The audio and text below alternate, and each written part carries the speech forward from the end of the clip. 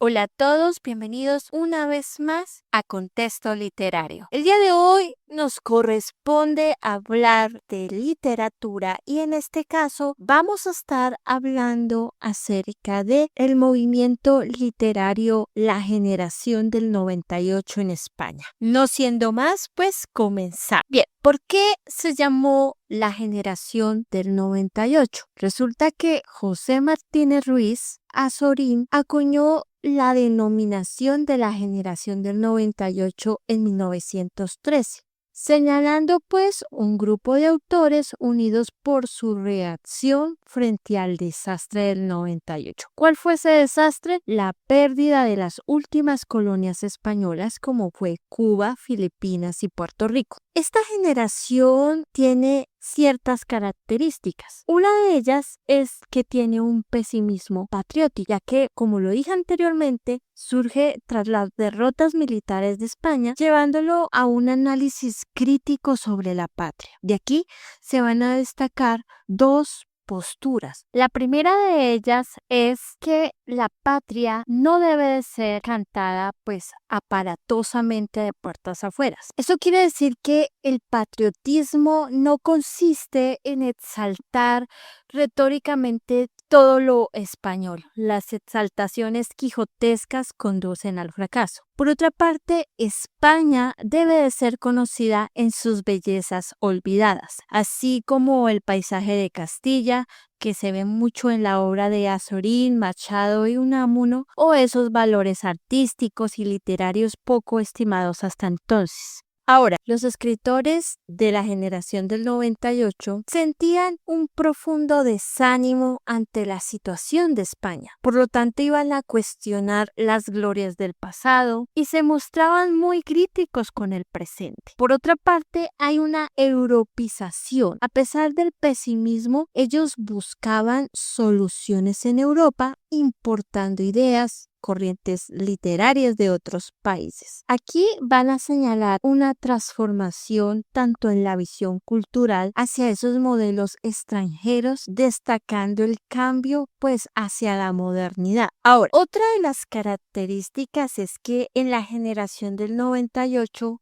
había autodidactismo, por lo cual va a resaltar el esfuerzo de esta generación en formarse de una manera independiente, organizando pues sus conocimientos con una disciplina personal. Estos escritores no solamente se van a enfocar en la literatura, sino también van a estar en el periodismo y la crítica. Ahora, ¿cuáles fueron esas influencias o esos guías de los autores de la generación del 98? Aunque estos escritores se formaron de una manera libre, se va a percibir una clara influencia del liberalismo de Larra, las filosofías alemanas de Schopenhauer y Nietzsche, que aportaron una base filosófica pesimista y crítica. Ahora, este grupo va a romper con las tradiciones anteriores. ¿Por qué? Porque van a ser rebeldes, van a satirizar la oratoria pomposa de Castelar, van a criticar el teatro de Echegaray y el sentimentalismo de Campoamor. Por otra parte, van a rechazar el conformismo literario y político de la Restauración. Su trabajo va a estar marcado por un espíritu renovador. En cuanto al estilo,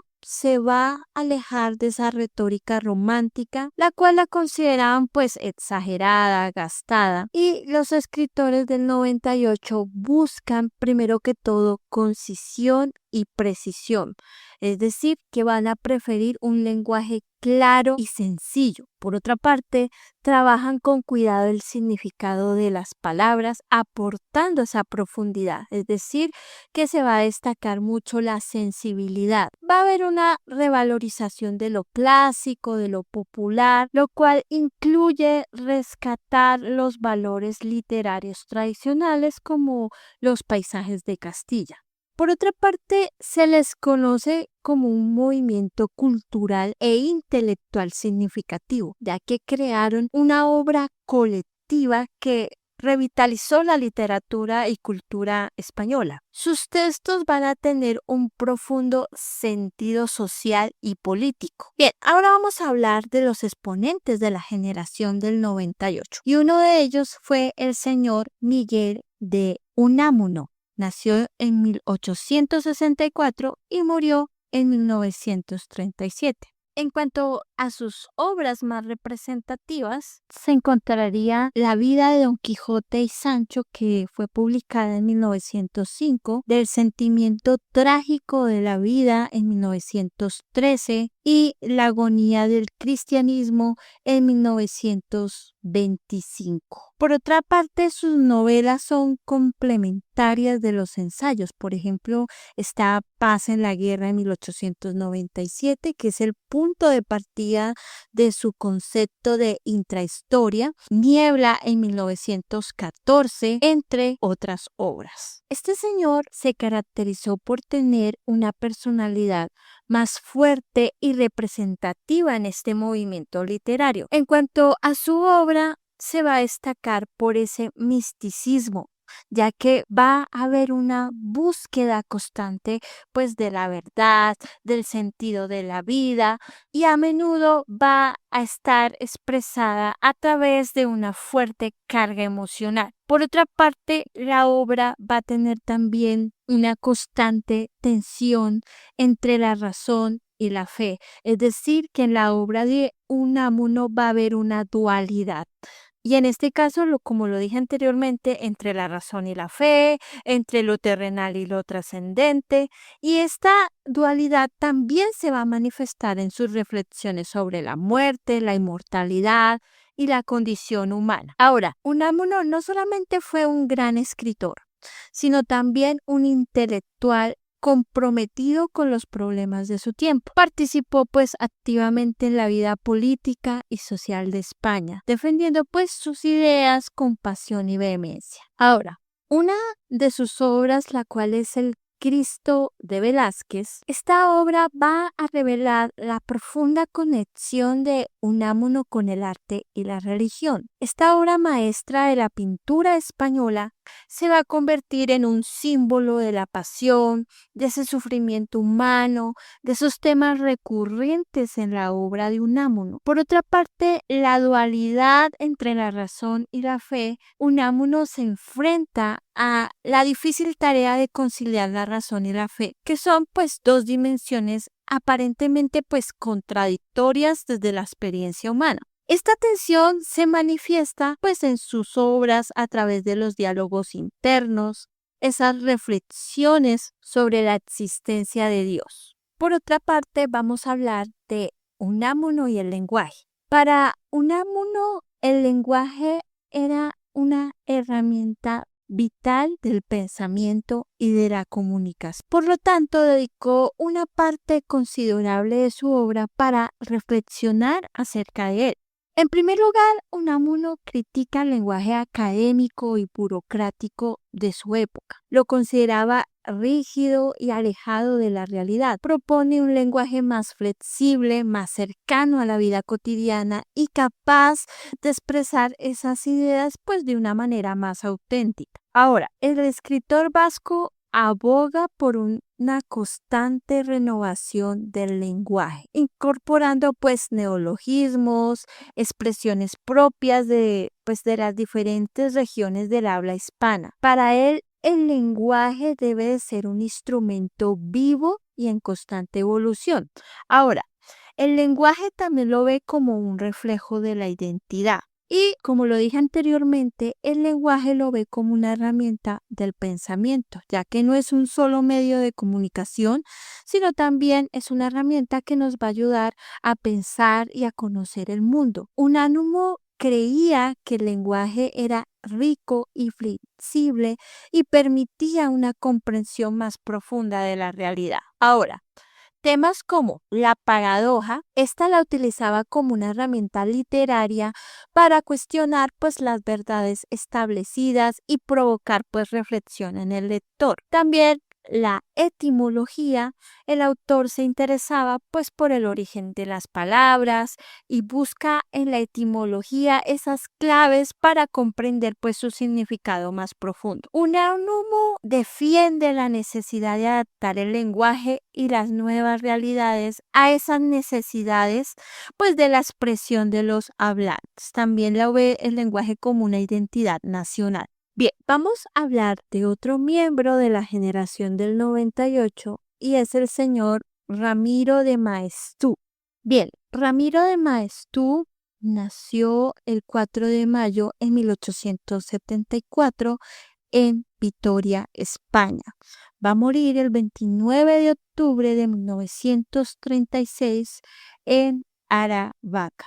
En cuanto a sus obras, este autor tuvo diferentes estudios literarios como Don Quijote, Don Juan y la Celestina, y la última etapa de su producción literaria fue rumbo con su obra Defensa de la Hispanidad, que se escribió en 1934. Este señor era un intelectual español del siglo XX. Este defendió fervientemente una visión particular pues de España y su papel en el mundo. Por otra parte, en su juventud se vio influenciado por las ideas del liberalismo inglés y alemán.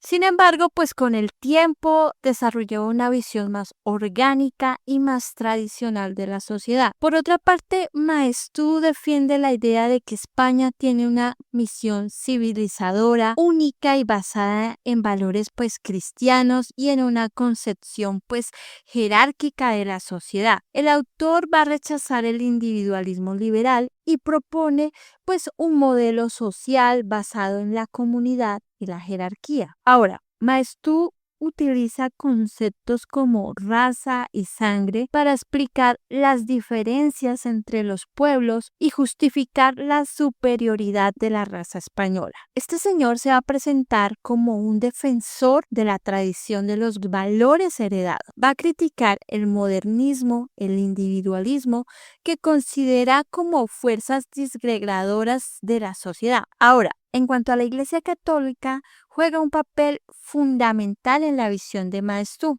ya que lo considera como el pilar de la civilización cristiana y la defensora pues de valores tradicionales. Vamos a hablar de otro de los autores de la generación del 98 y es el señor José Martínez Ruiz, más conocido como Azorín.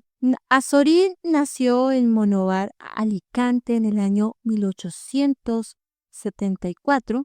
Entre sus obras está La Voluntad, que fue publicada en 1902, Las Confesiones de un pequeño filósofo en 1904, y sus narraciones más completas son las de Don Juan, 1922, Doña Inés, 1925, y recordemos Clásicos Modernos en 1913. Este señor se caracteriza porque abogaba por un estilo pues conciso, directo, alejándose pues de las largas y recargadas construcciones sintácticas del siglo XIX. Priorizaba pues las frases cortas y claras, separadas por puntos y comas para lograr una mayor naturalidad y cercanía al lector. A pesar de su búsqueda por ese lenguaje sencillo, Azorín era un profundo conocedor de los clásicos españoles. Su obra muestra una gran erudición y una profunda admiración por los grandes escritores de la literatura española. Por otra parte, Azorín creía firmemente en el poder de la lectura para formar a las personas. Abogaba por una lectura pues atenta y reflexiva de los clásicos como una forma de pues enriquecer el espíritu y ampliar los horizontes. Además, sentía una profunda conexión con el paisaje español, especialmente con Castilla. Sus descripciones de los pueblos, las ciudades, los campos castellanos son una constante en su obra. Se va a ver la influencia de Larra ya que Azorín, al igual que Larra, va a buscar una lengua más cercana al habla cotidiana y una literatura más comprometida con la realidad. Ahora, Azorín contribuyó a la renovación del lenguaje literario en España, ya al introducir pues un estilo más sobrio, más directo, más alejado de esos excesos retóricos del romanticismo. Ahora, Azorín no solamente va a describir lo que ve, sino también lo que oye, lo que huele, lo que siente. Sus descripciones pues apelan a todos los sentidos, creando pues una experiencia sensorial completa para el lector. Del mismo modo, la prosa de Azorín se caracteriza pues por un ritmo lento, pausado, que invita pues al lector a detenerse y contemplar cada detalle del paisaje.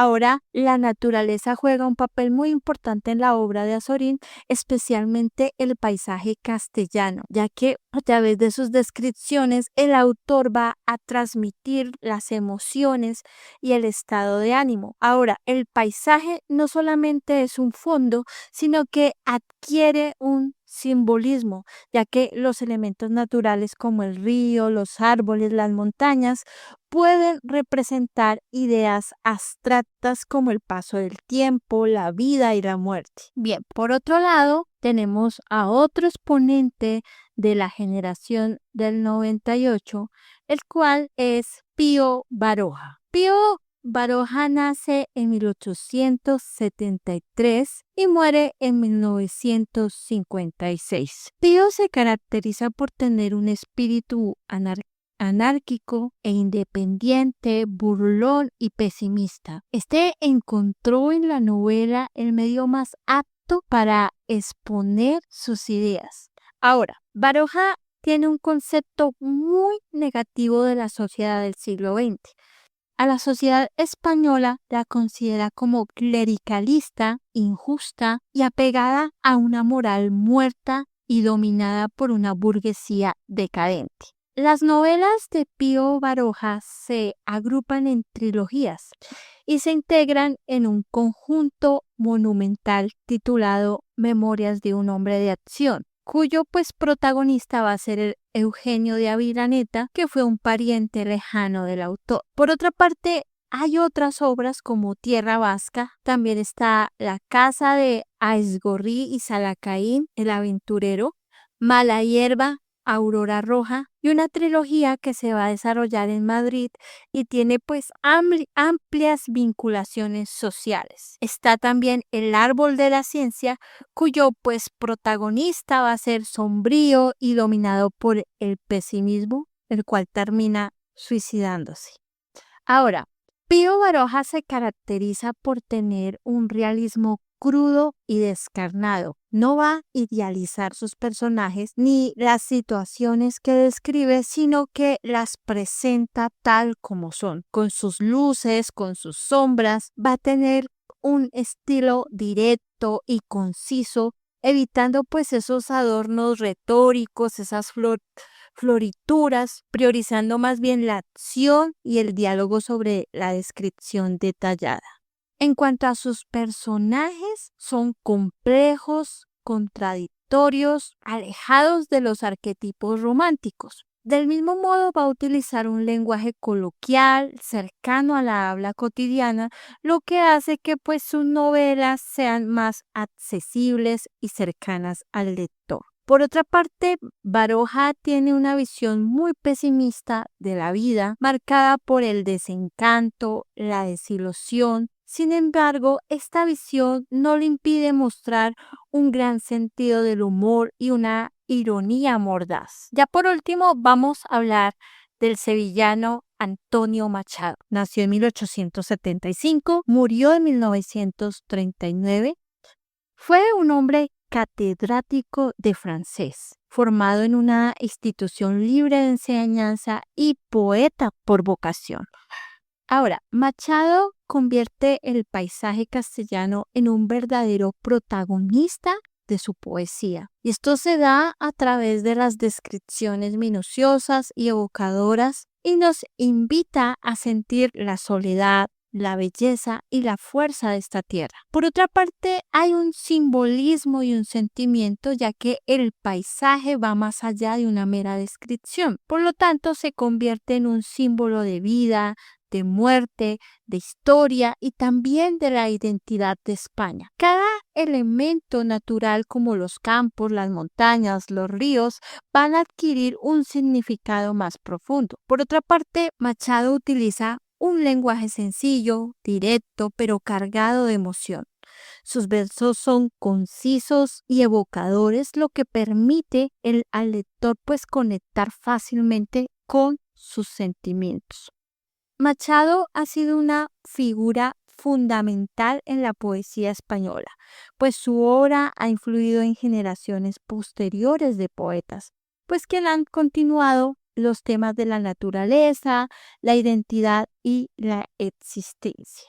¿Cuáles fueron las obras más representativas de Antonio Machado? Está Soledades, Galerías y otros poemas en 1907, Campos de Castilla, que fue publicado en 1912, Nuevas Canciones 1924, La Guerra 1936 a 1937, La Tierra de Álvar González 1933 y Nuevas Canciones 1924. Y bueno, eso es todo por el video de hoy. Muchas gracias por su atención. Nos veremos en un próximo video. Hasta pronto.